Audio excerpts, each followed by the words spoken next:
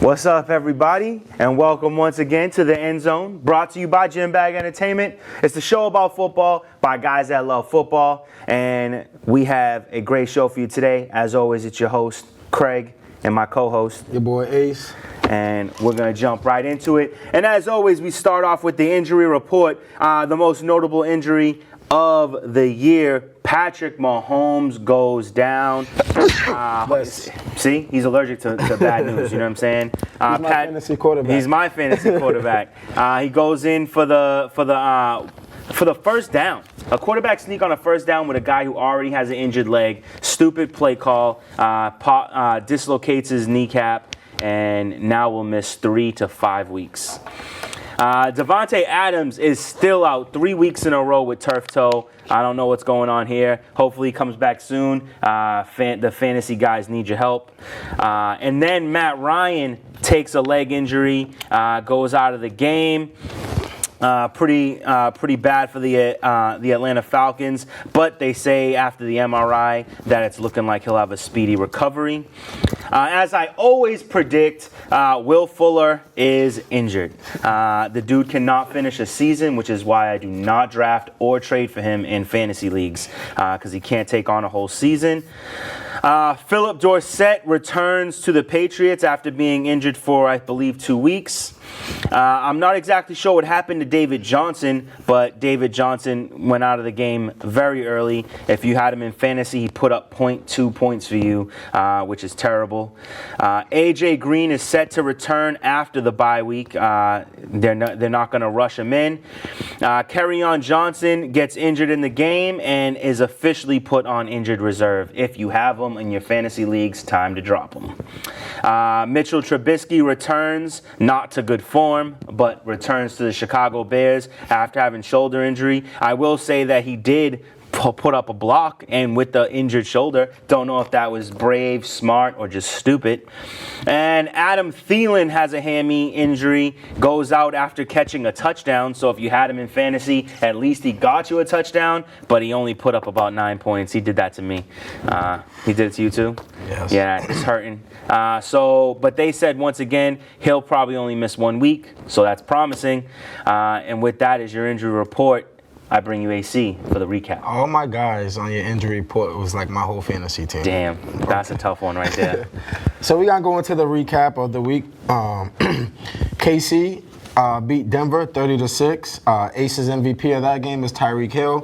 3 receptions, 74 yards, and a TD. He had a 57-yard touchdown, and you gotta give it up for the KC defense forcing 3 fumbles. Yeah, that was impressive. San Fran won. They beat Washington 9-0.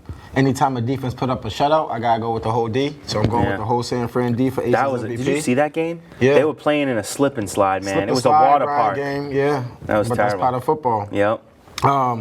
Green Bay dominated over Oakland, 42-24. My MVP of that is Aaron Rodgers. He went 25 of 31, 429, 5 TDs. He threw 0 interceptions, and he was sacked 1 time. Shout out to you, AR. Did well. Buffalo 31, Miami 21. My MVP of that, Ace's MVP, is John Brown, the wide receiver. He had 5 receptions for 83 yards and 1 touchdown. The wide receiver from Buffalo. And then Josh Allen is my with 16. He threw 26 passes. He was 16 for 26, 202 yards, 2 TDs, 0 interceptions, and 2 sacks. But that game kind of got me mad because Miami was winning 21-9, and they let them put up 22 unanswered points in the fourth quarter in order to lose. I was like, wow, is Miami going to pull this off? That's what I was saying. Are they going to win? No, but then they give up 22 unanswered? Like, come on now. It's bad coaching. For the game of the week, Indy beat Houston 30-23. My MVP of that was Jacoby Brissett. He was 26 of 39, 326 yards, 4 TDs, 0 INTs, and 1 sack. Minnesota beat Detroit 42-30. My MVP of that, Ace's MVP, is Kirk Cousins. He was 24 of 34, 337, 4 TDs, 0 intels, 0 sacks. But the co-MVP of that is Stephon Diggs, he had 7 receptions for 142, but he didn't score. Back to back. Yeah, back-to-back big games, but this one he just didn't get in the end zone. That's the only thing that killed him.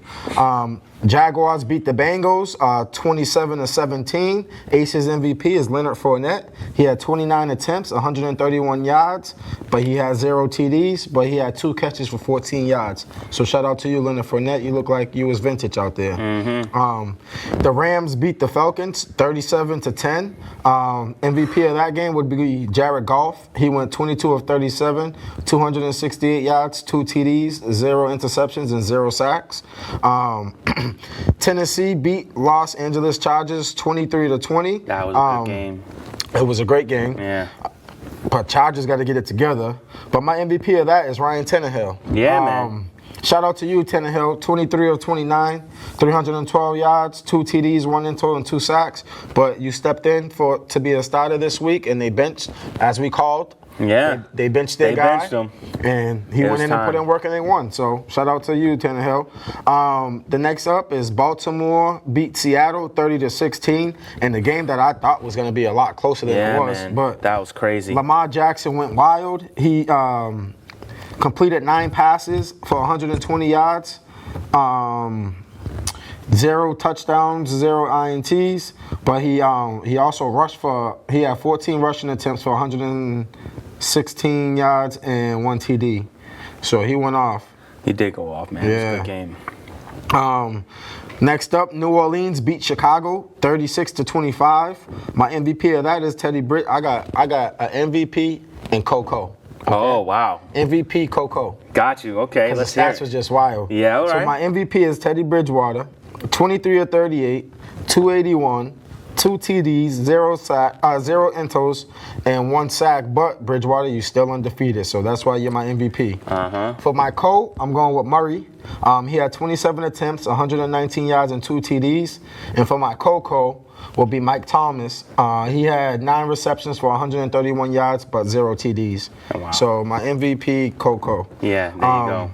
Dallas beat Philly 37-10, what I thought was going to be a closer game, but I don't know what happened. Philly played like dog shit. Yeah, and then I got an MVP and a co in that one. My MVP is Ezekiel Elliott, 22 attempts, 111 yards, and 1 TD. And then Cooper, 5 receptions for 106 yards, but 0 TDs. I skipped one. My next one, I always love when they win. That's why I'm happy today. Arizona beat the New York Giants 27-21. My guy Kyler showed them guys that's the reason why he is the #1 draft pick. But I got a sleeper for you. Yeah. Aces MVP is Chase Edmonds. Yes, the running man. back from Arizona. He had 27 attempts, 126 yards, and 3 TDs. He went off. So he gets the MVP of the week for me. And then last but not least, the Patriots dogged out the Jets on Monday Night Football 33-0. And again, anytime a defense put out a shutout, you guys are the MVP. So shout out to Pat's D for putting out a shutout. MVP of the league. No, I didn't say that. I Oh, just I'm said saying, MVP. I'm saying MVP of the league. Yo, that defense dominated. 3 interceptions, 2 fumble recoveries, and 0 points allowed. But they was playing a guy that was seeing ghosts in their team. Whoa. But First of all, we're gonna get to that Aaron later. Donald said he was seeing ghosts. We're gonna get to that later. Yeah, we'll see to that later. But how did you do for your picks of the week from last week? I actually just realized when I was listening to you talk that. Oh wait, no, never mind. I picked it right. Okay. I thought I had one less, but I didn't have one less. Okay. So in my picks of the week, I did well, but not good enough. I made a last-minute judgment call, and I thought Kansas City and Denver was going to be a closer game. It was not a closer game. Kansas City blew out Denver, so I lost that one. But I did get Jacksonville over Cincinnati.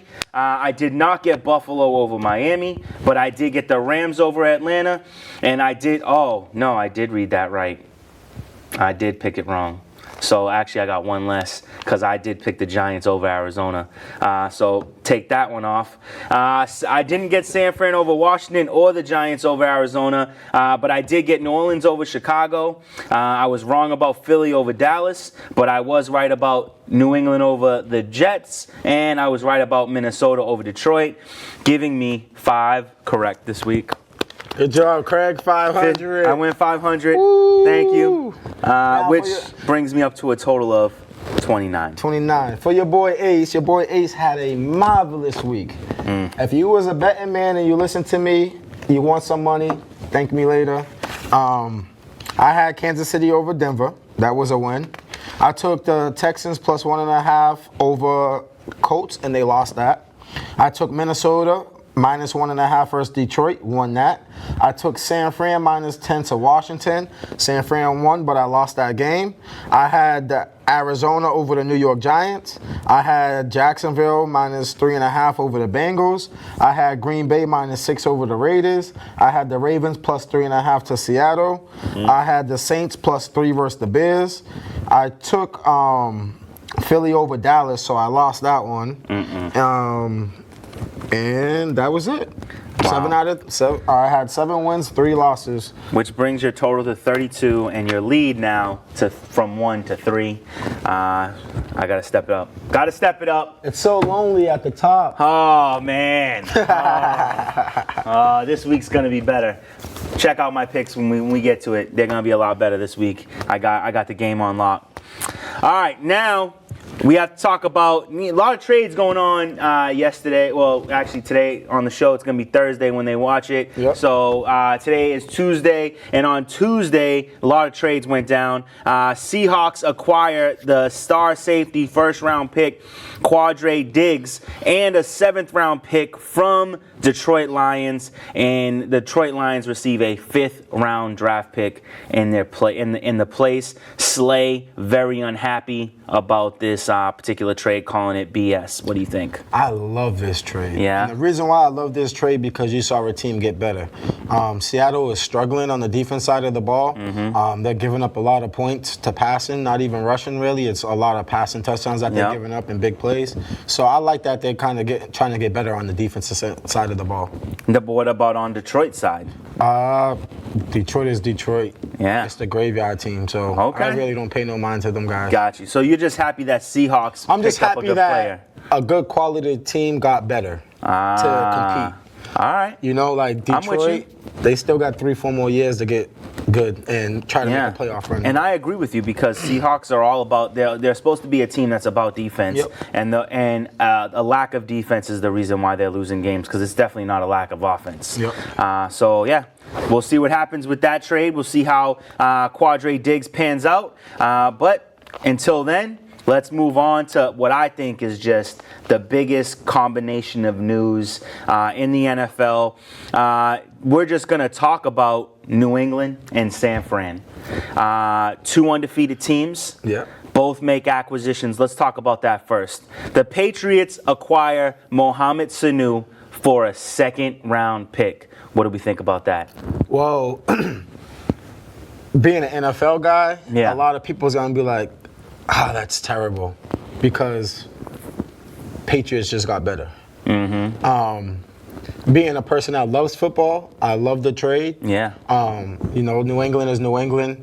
I'm not a hater. I respect everything they do. So therefore, it's like I feel as though they got better because they got somebody that still doesn't know his worth. Because he's very undervalued. Sanu is a very undervalued receiver. And I think him coming to New England and the tangibles that he has with him, I think he's a Bill Belichick type of guy, and I think he's going to fit well in that system. He helps out the wide receiver core, being that Gordon's been hurt, so Gordon gets some help when he comes back. He won't be going through double teams. It just opens up the whole game because Sanu's a guy that can catch short passes and take it deep, or he can come across the middle. He's not. He's very tangible. He's not scared to do anything as a receiver, and he also blocks a lot too. So I give him credit for that. Yeah, I can't disagree with you. I love what you said that you know, about him not knowing his worth yet. I've been watching Mohamed Sanu since his days in Cincinnati. I've liked this guy a lot. He's usually always been the number 2 guy. The reason why I like him coming to the Patriots is one, we need help on offense. You know, the defense can't do everything for the whole season. And if our defense, God forbid, starts getting hurt, The offense got to be able to pick up the slack. We thought we had that with Antonio Brown. We lost it. Josh Gordon's getting hurt. N'Keal Harry is on injured reserve. We needed Mohamed Sanu. I think he brings a very good quality, a very good work ethic. You know, you don't hear about Mohamed Sanu griping about going from number 2 to number 3. Mm-hmm. You don't hear about him not getting the ball enough. You know, he comes to work and he does his job, and that's the Patriots way. So I think he's going to be able to fit into the locker room and to the coaching staff really well. And I think that Tom Brady is excited right now because Absolutely. one, Mohamed's a big body wide receiver who can fight for the ball, and I think he's going to develop instantaneous trust with Tom Brady, and I think his value in fantasy and in football and in life is going to elevate to a level that he hasn't seen before. Mohamed Sanu is a guy I hope stays with the Patriots for the remainder of his career. Yeah.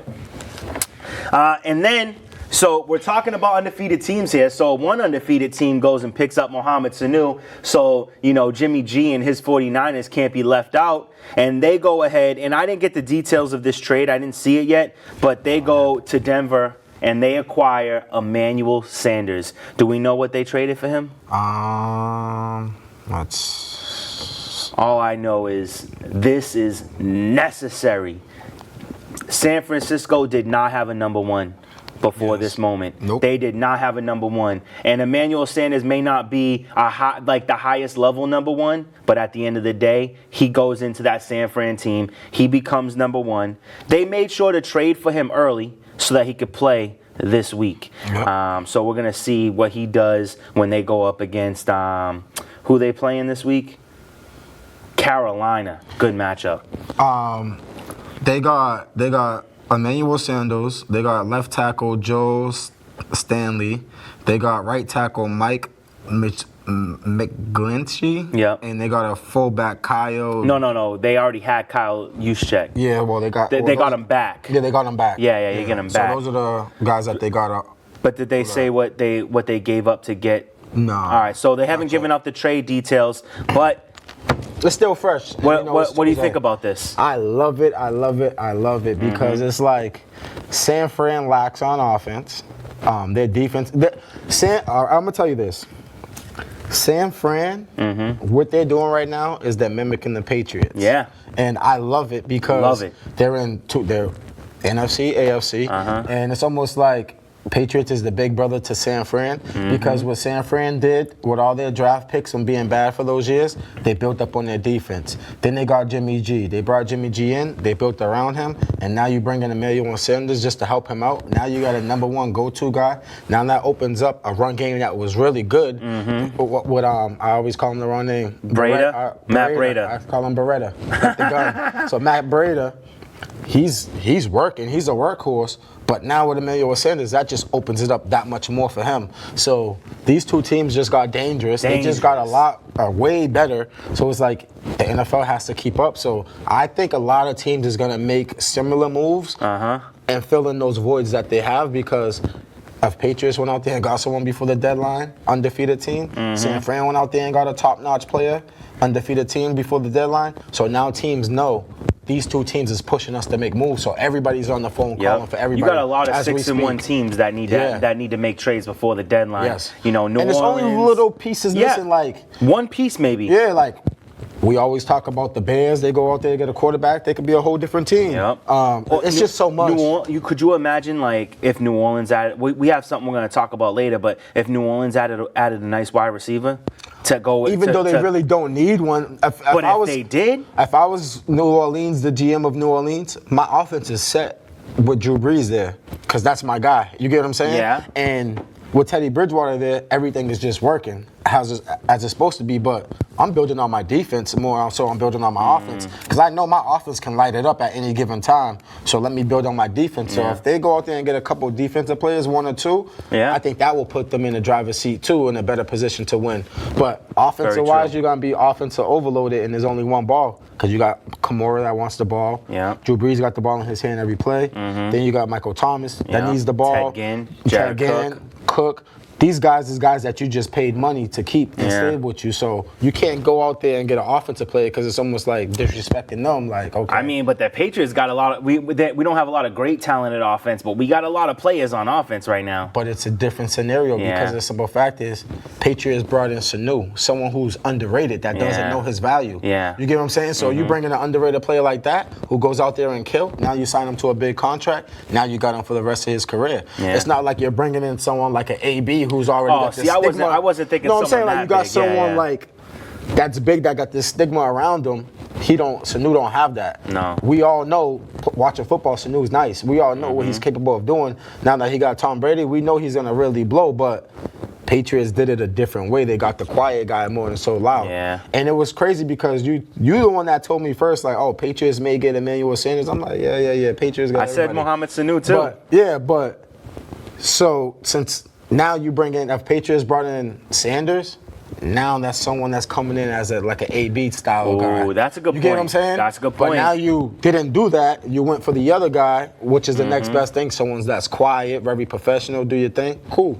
And nothing against Sanders, but Sanders has been the man in Denver for a long time. Yeah. You know what I'm saying? And there is not a large amount, but there's a slight tingle of drama around Emmanuel Sanders. Like, he made the gripe about wanting to be traded. You know, he was speaking out and whatnot, where Mohamed Sanu was just laying back, being like, I'm ready to get traded for my ring. Because at the end of the day, Sanu didn't really want to be traded. Sanu, he kind of... Well, I don't think he cared. He didn't care because, think about it, Atlanta's wide receiver heavy. We know that. Yeah. And you can't keep all those receivers with Ridley, Julio, and Sanu. Yep. And they had a cap space issue and they got the young guy, I think his name is like Hooper or something. Austin Hooper, the tight end, and they have Justin Hardy. Yeah, but Hooper is about to get paid. He's at the end of his rookie contract, so do you want to keep Hooper and pay him?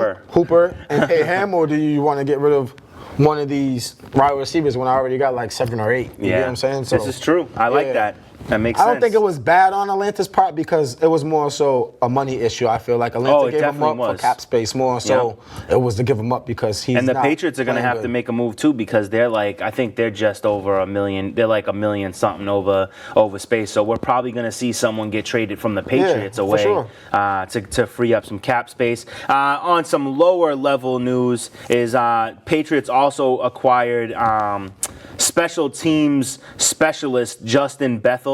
Don't know much about him, but anytime you add depth into special teams, it's an underrated. They might get him to trade him. Who knows? Yeah, maybe. Yeah. I like it. One of the things I want to say about both teams that's pretty awesome. Neither defense. We talk about the defense. Neither defense has allowed over 150 yards passing. That's great. That's incredible. 150 yards passing, like. They're shutting everything down. And then another thing that's happening, you got Tom Brady, he's undefeated. You got Jimmy Garoppolo, he's undefeated. And then you talk about Jacoby Brissett, who these are the three of the hottest quarterbacks in the NFL, all either Patriots or former Patriots. You know, as a Patriots fan, it's pretty cool to see that this is going down. Not a lot of talk about those two guys being overrated. They go to a different team and they're showing out and they're doing their thing. So I'm impressed by that. Me too. Yeah. Because I'm impressed because that's like the first time I saw like a guy leave the Patriots and actually perform with both of them guys. And, when you're playing behind Tom Brady, now you're playing for a ring versus Tom Brady. So it's pretty cool to see them guys like 3/4. Wasn't they there at the same time, kind of? Yeah, they both got traded in the same year. Yeah. Brissett got traded first, and then Jimmy got traded later on in the season. That's pretty cool. Like, it's first, awesome. second, and third string guys, and then the second and third string go elsewhere, and we're all doing well. So I know even Tom is probably like happy for them guys. He's happy for him because they're not trying to take his job anymore, so he can be happy for him. But he didn't like those guys being there with the potential to take his job. But yeah, it is pretty cool because historically, backup quarterbacks from the Patriots get paid a lot of money to go somewhere, and then they fall right off a cliff as soon as they get traded to another team or sign with another team. And players even outside of the quarterback position, there's a handful of guys who have fared well once they left, but a lot of guys fall off a cliff because the Patriots system is what made them good. Not, even though they're talented, it was the Patriots system that got them to where they were. Now let's just talk about these schedules. The Patriots and San San Fran have had a pretty mellow ride. You know, a pretty mellow ride. I don't know about San Fran. San Fran had a tough ride. The toughest ride they had was against the Rams. Every other team they faced, that's the only Super Bowl team, though. It's the only tough team that they faced. I mean, Patriots. I mean, you held the Super Bowl team to under 150 yards passing. You did something well. That's true. And last year's most powerful offense to under 150 yards. So that's impressive. Patriots, you know, the best team that they faced, I believe, was Pittsburgh. But the Jets did just dominate the Cowboys. But now let's look at their schedule.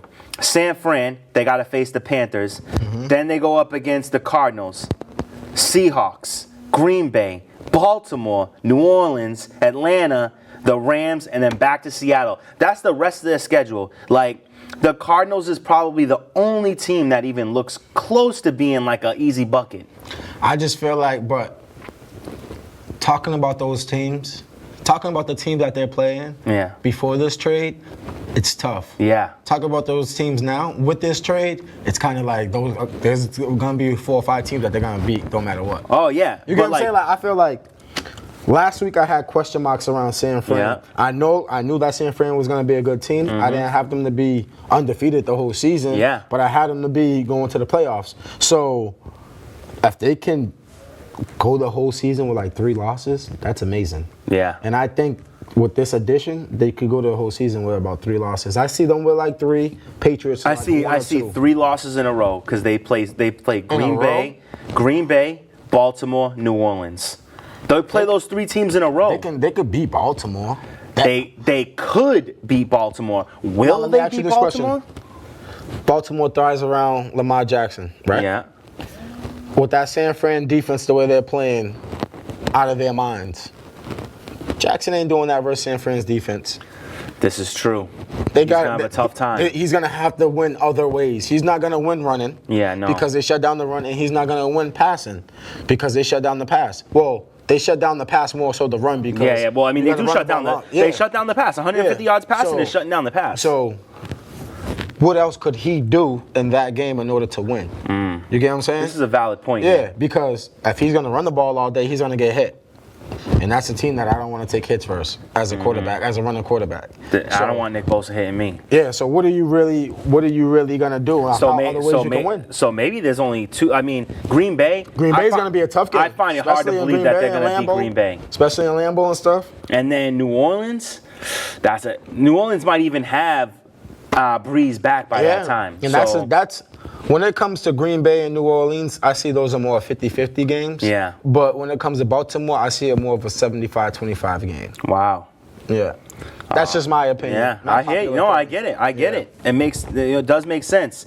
All right, and then New England, we got to play Cleveland coming off a bye week, just starting to find their rhythm. That's going to be a tough game, but Cleveland got to play ball, man. They're not impressive to me. So and we see what happens when your boy gets under pressure. When Baker feel pressure, why he has to be my boy? I mean, you before the season started, you was all over Baker. I love Baker, but you ride the whole. That's your second team. Listen, that's your team too. Listen, I deleted all the footage, bro. Oh, okay. There's no footage of that. Okay. Cleveland's my team, and this is the matchup I've been waiting all year for. I want to see these 2 teams face each other, and I want to see a great game. I want to see it come down. I don't want to even though I love when the Patriots blow teams out, it's fun to watch, and as a true fan, it's awesome. But in this particular game, I want to see it go the distance. I want to see Cleveland put up a fight. I want to see Odell Beckham go into the house, and then I want to see the Patriots win it by a field goal. I do want to see that. Okay. But then we got to face Baltimore, and I actually, now that you say that, I kind of feel like we're gonna do the same thing to Baltimore that San Fran would do. Then we got to face Philly. Not too scared about that after what happened in Dallas. I'm kind of scared. I'll be scared of Philly if I'm a Patriots fan. Yeah. I mean, Carson went because it's different. Only reason why I'm gonna say this is this: when you're an AFC team and you're the Patriots in the AFC, nothing's too tough for you.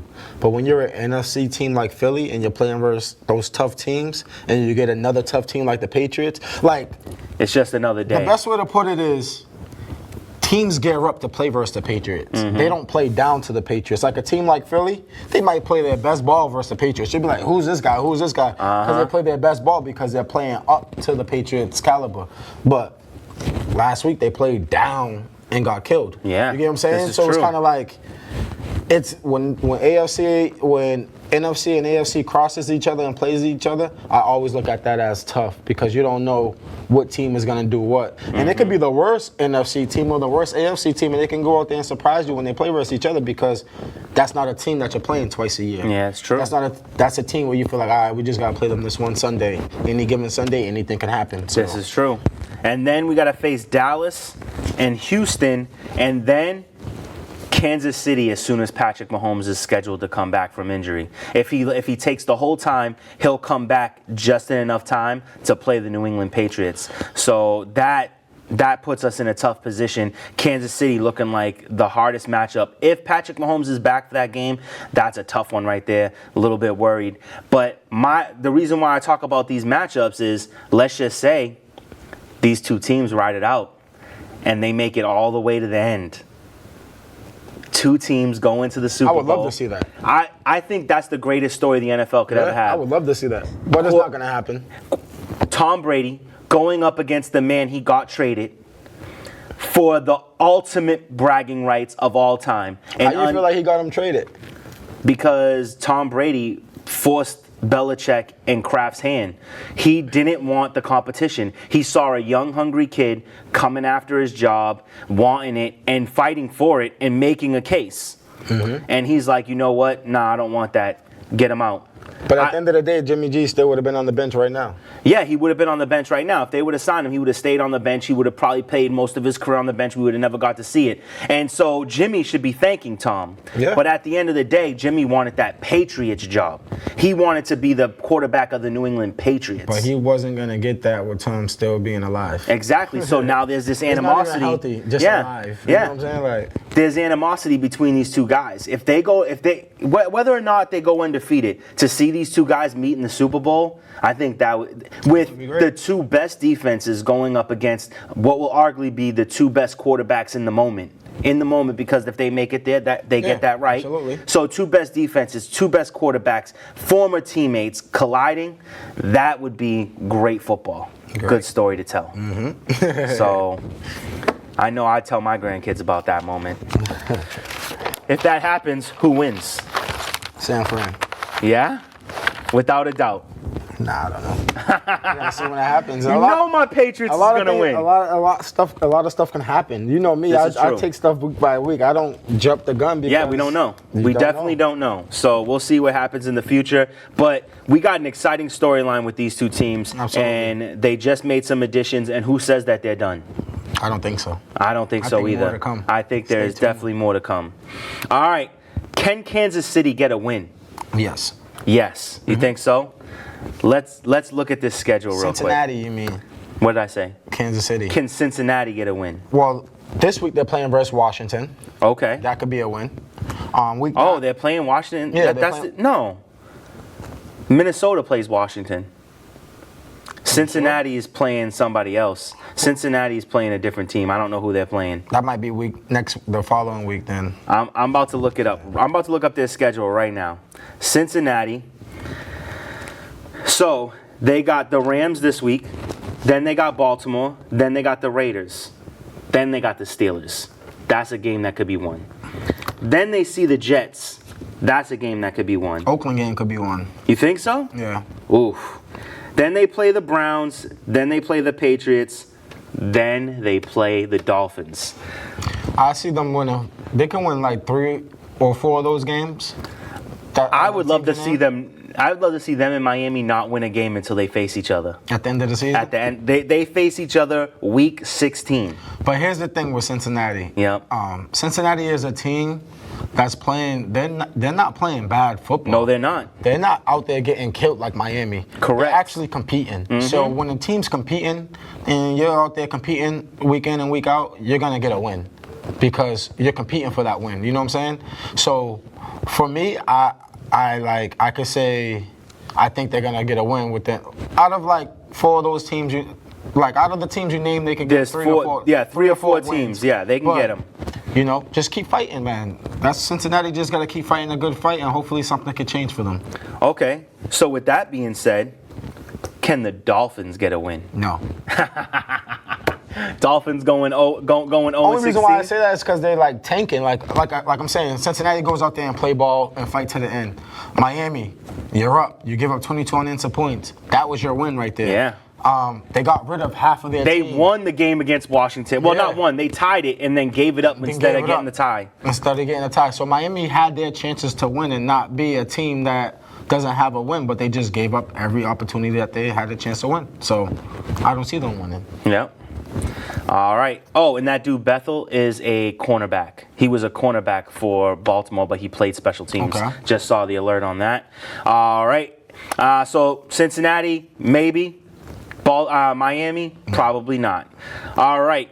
Let's talk about Aaron Rodgers and him balling out on Sunday. This was ridiculous. I know you always. I know you always have it, but I know you said it earlier, so I want to say it again. 429 passing yards, 6 touchdowns. One of them was rushing, wasn't it? Mm-hmm. 95.3 QB rating, and he had his first ever in his history and in Green Bay's history perfect passer rating, 158.3 perfect passer rating. I don't know how that works out. I don't know why I want Passer rating? passer rating. It works out by how many passes you throw compared equal to the yards and stuff like that, and touchdowns and stuff. Okay, So if you threw picks, that takes it away. Yeah, and if you throw, there's points against and points for. Okay. As a passer rating. all right. PPR. So he threw a perfect passer rating of 158, and what's crazy is Detroit scored 4 touchdowns and still lost that game. How did Marvin Jones 4 TDs, bro? Yes. How does a dude score 2 touchdowns and not get hardcore man coverage? I don't understand that. I think they had some laps in their defense, Green Bay. Mm-hmm. This game was really a blowout, but the score looks a lot closer because of the mental lapse that they had. Sorry, Minnesota. That was Minnesota's game.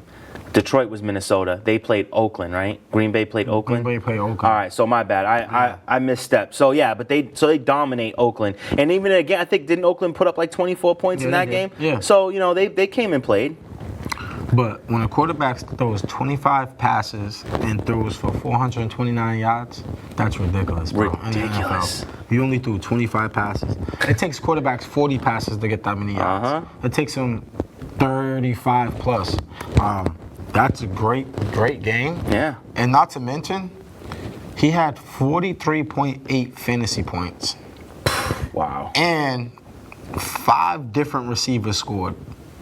Three wide receivers and 2 running backs scored on receiving touchdowns. Who was the other running back? Was it Jamal Williams? Did Jamal Williams score a touchdown? On a receiving touchdown, yes. Wow. Yes. I think Aaron Jones was a receiving touchdown Jones too. a receiving touchdown In too. the corner of the end zone, I thought. Both of them running backs had receiving touchdowns and 3 receivers scored. Yeah, 'cause a tight end scored a touchdown and 2 receivers. Yes, because Marquez Valdez-Scantling and then He had 1 Geronimo Allison. Was it Jimmy touchdown. Graham or was it Jimmy Graham 1 touchdown. and then Aaron Jones and Jamal Williams? Wow. And then Aaron Jones runs in for his own.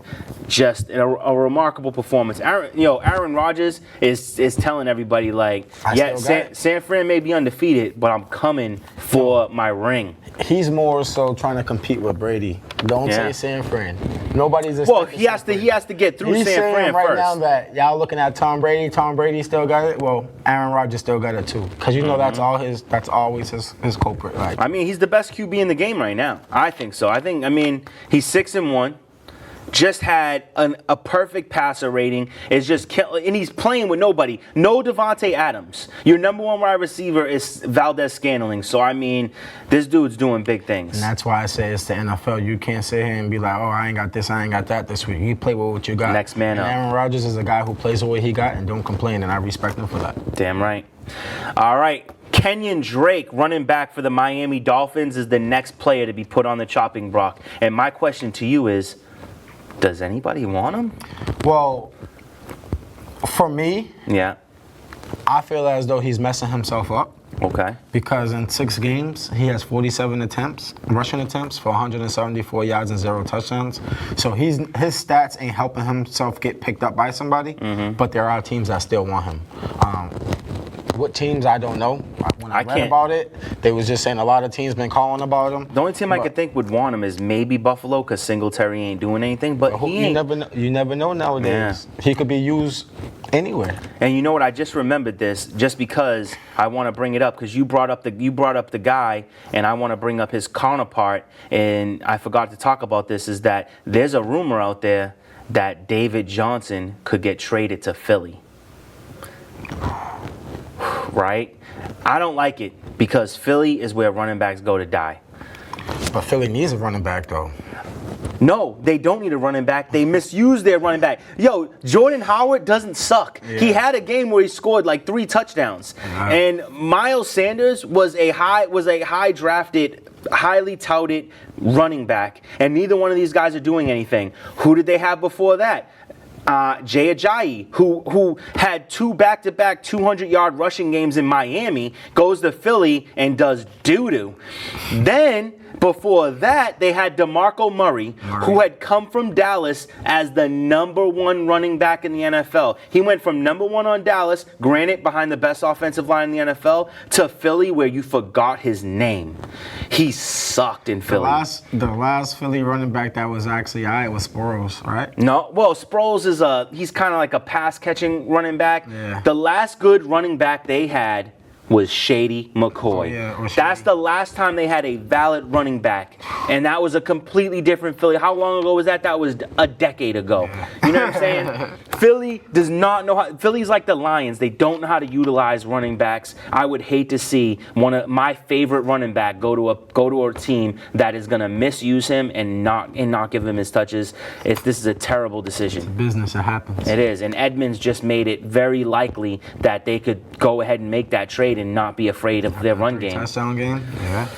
Yo, he's killing it. All right, let's talk about Patrick Mahomes going down, dislocated knee, out 3 to 5 weeks. What does that do to Kansas City's playoff chances? Well, it doesn't hurt their playoff chances, because we all know they're going to make it to the playoffs in that division anyway. Really? Yeah.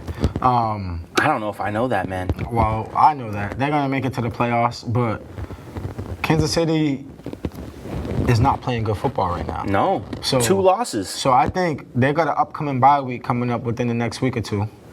I know they have a bye week coming up. Yeah, they got a bye week coming up within the next week or 2, and I think that's what they need in order to reevaluate themselves and, get that losing stuff out your mind and come back. And their backup is Matt Moore. But he didn't do bad. He didn't do terrible. I'm not saying he didn't do terrible. So he did not do. But you got Tyreek and Travis Kelce. You can't do terrible. I'm not knocking no more backups. True. After what I've been seeing. So this is true. Moore, he came in and did well. He didn't throw no picks or nothing like that. Okay. I think he might have threw a touchdown pass. Did he? Yeah. He did. Yeah, he threw a touchdown pass and probably had like 100 and something yards, almost 200. All the credit in the world. But I don't think this 3 to 5 weeks. How many games are you going to win? Out of 3 to 5 weeks, I'll give them 2 to 3 games. They lose like 2 out of that 5 without him. But they got Oakland Raiders and they got that's a win. Chargers. No, I'm saying our Oakland Raiders and Chargers are in their division, and these guys, they're not playing well. Yeah, you're right. Maybe they're not playing well. Oakland's not playing well. Oakland's playing well. They're just getting beat by great teams. Okay, and the Chargers is playing horrible. You're right. The Chargers, you get what I'm saying? They're going to be the lowest team in the playoffs. Kansas City's going to be the lowest team in the playoffs. We said that, though. Remember, timeout. Yeah. Remember when we said what would happen if KC just slides in there in that playoff spot? And what I say, it's dangerous to see a team like KC in a wild card game and you have to play versus them in the first round or 2. You don't want that. Because come playoff time, all that regular season stuff is thrown out the window. Yeah. So I don't sit here and be like, yeah, they're completely eliminated because there's no Patrick Mahomes. I think they can grind it out and get a 2 to 3 wins, and that's not going to hurt your playoff chances just to slide in. I'm not saying they're going to be the best team in there, but they're gonna slide in the playoffs. All right. We'll see what happens with that. I'm going to throw a curveball right now. Okay. So get ready for this. I love them. We're going to jump down a little bit because I want to make sure we get these 2 categories in before we run out of time. We're not there yet, but we're running low. I want to do top 10, and I want to do top 5. Okay. So Go ahead and do your top 10. All right, so for my top 10, I got Make sure you're paying attention. These are the picks that get you paid. I got Minnesota over Washington -15. I got the New York Jets +5 versus Jacksonville. You picking New York Jets? Yes. Oh. Yes, I'm taking New York Jets this week +5.5 over Jacksonville. Gotcha. I love the points. I love Philly getting 1.5 to Buffalo. I like Tennessee -2.5 versus Tampa Bay. I like Los Angeles Rams -13 to Cincinnati. I like Indy giving 6 to Denver. I like New York Giants +7 to Detroit. I like Houston -6.5 to Oakland. I like Pittsburgh -14.5 to Miami. And I like Green Bay -4.5 over KC.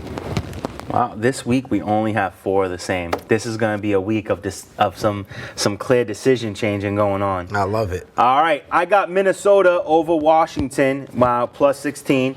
Okay. And then I got Seattle over Atlanta. No Matt Ryan, no victories for ATL. Matt Schaub is stepping in. He's a bum. But not to rain on your parade, but I think this what Atlanta might need. Nope. Don't be Negative. surprised. Schaub is out. Don't be surprised. Schaub is terrible. Do not bet on Atlanta. Chicago going up against the Chargers +4. I like Chicago. I think that defense is going to dominate. New Orleans over Arizona. Arizona getting 9.5. I think New Orleans is going to crack them. I actually flipped the script on you. I like Jacksonville over the Jets. They just got demoralized and they're not going to recover. Jacksonville's going to kill them. And then I like Philly over Buffalo, with Buffalo -1.5. I can't believe Buffalo is in the negative. Indy over Denver. Denver getting +6. I like San Fran over Carolina, even Carolina getting 5.5. I like Green Bay over Kansas City, with Kansas City getting 4.5. And I love my New England Patriots, so I will say that they will win even with the +13 points over Cleveland. All right, let's go with our top 5 games of the week. Go ahead. I'm going Green Bay versus KC. Only reason why it's a top 5 game because no Patrick Mahomes, so I want to see what the backup quarterback will do. Yep. Cleveland versus New England. Cleveland's destined for a win, like Craig mentioned earlier, coming off a bye week. Let's see how they're going to perform. Carolina versus San Fran. Carolina's quarterback, Kyle Allen, he's been playing out of his mind. He's undefeated, and San Fran's undefeated. I think this is going to be a good game. See what Christian McCaffrey will do versus that San Fran defense. Yeah. But they're going to have to find ways to win. I like the Denver and the Indy game, just to see Jacoby. You know what I Brissett like keep about on that balling. game? It's the battle of the Peyton Manning teams. Yeah. I think that's interesting. And then Cincinnati versus the Rams. The Rams has a new identity with a new defense, so let's see if they can keep up what they did last week with that new guy back there. All right. I like Jacksonville versus the Jets. I think this is going to be an awesome game. 2 teams that are like low-key decent, you know? And I think that they're going to look incredible against each other. I'm really liking this Seattle versus Atlanta game. Divisional matchup. Even though Matt Schaub is out, I think he can make it competitive, but I think Seattle is going to kill him. Chicago versus the Chargers. I really like this game because I think that, you know, it's going to be a defensive matchup, and Chicago is going to have the upper hand. Yep. And then I like Miami versus Pittsburgh. I think, you know, Mason Rudolph's coming back, so this should give Pittsburgh an advantage. But for some reason, I think that this is a possible game for Miami to take home a W on. Ooh, I like that. I like that. Yeah, I might be overshooting. I might be overshooting. But it would be hilarious if Pittsburgh lost to this undefeated team, and then the next day, Mike Tomlin gets fired. I'm just saying. And then... did you say the New Orleans game? All right. I'm liking to see your boy go up against New Orleans. Teddy Bridgewater versus Kyler Murray. I think this is going to be an awesome aerial battle. Yep. It's going to be back and forth. It's going to be exciting. It's going to be electric, and I can't wait to see what happens. And you mentioned it, so I'm just going to say it again. New England versus Cleveland can be an awesome game. I think the second half is when New England runs away with it, but the first half of that game is going to be extremely competitive. All right, let's see how many of these topics we can get knocked out before we run out of time. Lamar Jackson is playing like a beast. Let's talk about that boy. He's playing out of his mind, Vic 2.0. Yeah. We saw a guy like him before in our lifetime, Michael Vick, and I just respect what Lamar Jackson's doing because a lot of people are counting him out. Yep. And now you have to count him in. He is the top 5 quarterback in the league right now. Give him his respect. Put respect on his name. Damn right. And hopefully he can continue doing what he's doing and keep on doubting all the haters. Yeah, I mean, he just tied Russell Wilson and Cam Newton for consecutive games with 100+ rushing yards.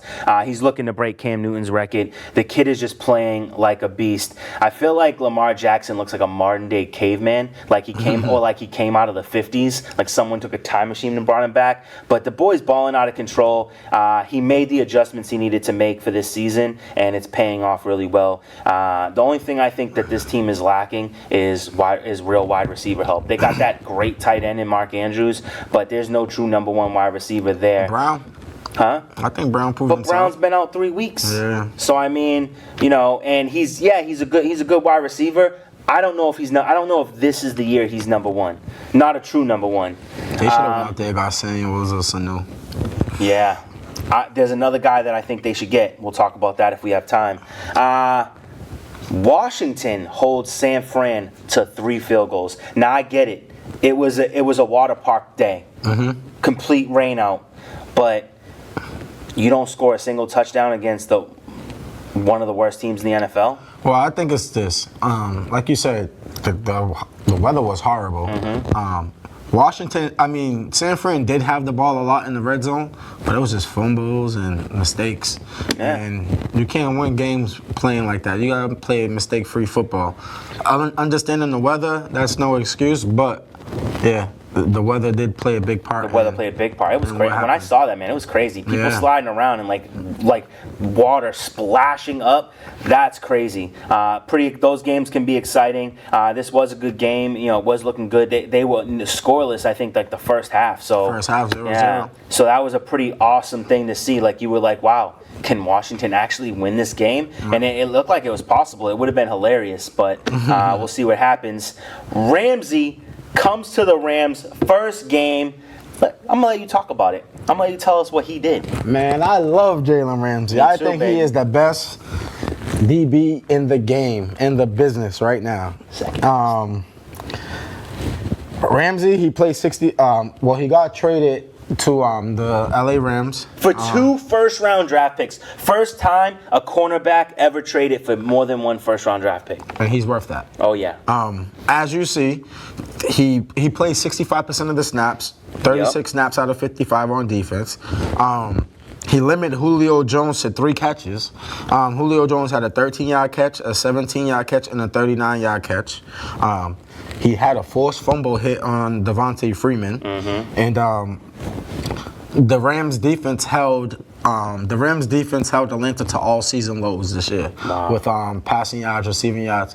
So obviously Jalen Ramsey came, put some oomph on that defense, and that defense took it in stride. It's only 1 game, so we can't jump the gun and say how great they're gonna be. Yeah. But in that 1 game, but it's what they needed. Yeah, and he's been sitting out. So for a guy who's been sitting out for the last couple of weeks because he wasn't happy in Jacksonville, then you go out there and you have to play versus Julio Jones week 1, and you happen to still lock him up. When he couldn't reach the ball, so he just got him off balance and pushed him. Yeah. That was a good play. But that's when it comes experience over anything. And in times like that, when you see plays like that, I'm going to tell you this. We call those wild plays. And a wild play is when you wow yourself. Sometimes you have to go back on film and actually see what you did because you're so much in the game that you're not realizing that catch that you just made with 1 hand because it's a lot of momentum. You're not realizing you're not realizing that you stuffed the DB with your left hand and threw him off balance so he couldn't make the wide receiver, you hit him, you jab them with the left hand so he can throw off balance. Things like that you don't realize until you rewatch the film of that game and be like, oh damn, I did this. I didn't even know. I was just so into the game. I wowed myself like, wow. Like, so those are like those type of moments. You know it's all off a natural instinct. Yeah. It's a killer instinct, and you gotta have it. And how about Devontae Freeman throwing a blow at Aaron Donald? At Donald. Bro, you're like 5'6". Aaron Donald looks like a monster, and you just threw a blow at him. You know what I'm proud of? Donald didn't react like that. Because he's known to be that bad guy. Yeah. So for him not to do anything, he handled it very professional. Yep. So I'm excited to see. He put the team first. Yeah, and I'm excited to see what the Rams is gonna do now. They got one of the biggest things they was missing because wasn't Well, no, it was Peters. They traded Peters away. Yep. And Akeem Talib is on injured reserve. Yeah, that's what I'm saying. Yeah, he was on IR. So that's a good move for them. Let's give a quick shout out. Marcus Peters gets traded to Baltimore. Pick 6 first game. Yeah. So that's pretty cool too. So it worked out for Marcus Peters. He's happy. Yep. And it worked out for Jalen Ramsey. He's happy. So both players went to teams that are winning. So it's good. It's good on both sides of the ball. And then. So this was the last topic I wanted to talk about is that Robbie Anderson is on the trading block. The teams are calling about him, wanting to acquire him, and that's a player I think would be good for Baltimore. He's not a big name guy, but he can come in and kind of take on that number 1 wide receiver role. But there's lots of teams that could utilize him. Denver just got rid of Emmanuel Sanders. Pittsburgh. Juju's suffering. He is suffering because he doesn't have a guy that can take away the coverage, and we know who said it. Gave you props for that. Washington Redskins, McLaurin is doing Scary Terry. He's doing great. Yeah. But he needs someone to help him out. You throw Robbie Anderson over there, maybe Washington wins a handful of games. Green Bay, they don't have Devontae Adams. Geronimo Allison and Valdez Scantling, they're okay. Add Robbie Anderson, what happens? And when I said it earlier, you kind of shot down, but I think Robbie Anderson in New Orleans is the best place he could go. I would say the best place that he can go would be Green Bay.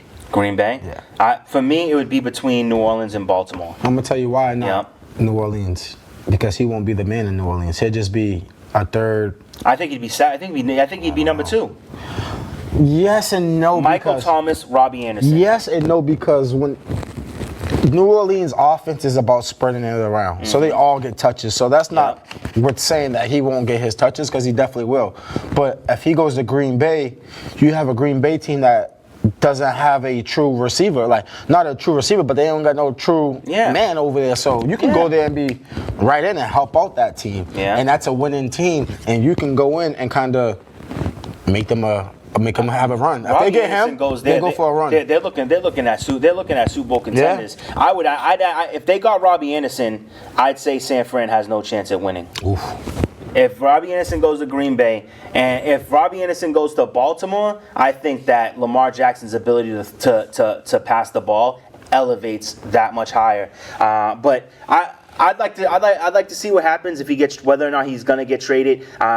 It's an exciting time. The trade deadline's October 29th. Yep. So what right now is the 22nd. By the time you guys watch this, is the 24th. So next you have 5 days of trades. So the next 7 days, right now we have 7 days of trades that can potentially happen. So come Tuesday's show, it's gonna be wild. By the time we get to Tuesday, we're gonna have a bunch of answers for you. The trade deadline will be here, and we'll be able to tell you who went where and who did what, and it's gonna be crazy. I think we're gonna see some. You might have to write this down. Yep. After Tuesday's trade deadline. Yep. We have to redo our top of the NFC, AFC. Oh. Because that can change depending on who gets who. You know what I'm saying? Yep. You know what? I say after the trade deadline, when we do our show on Tuesday, get ready for this, guys. When we do our show next week, we are gonna give you an all new playoff bracket. Yes. We're going to do a playoff bracket based on trades. That's the time we have for you today. So make sure you check out next week. Make sure you check us out on YouTube, Jim Bag Entertainment. One word, Jim Bag, and then entertainment. And until next week, we'll see you in the end zone. Have a good night.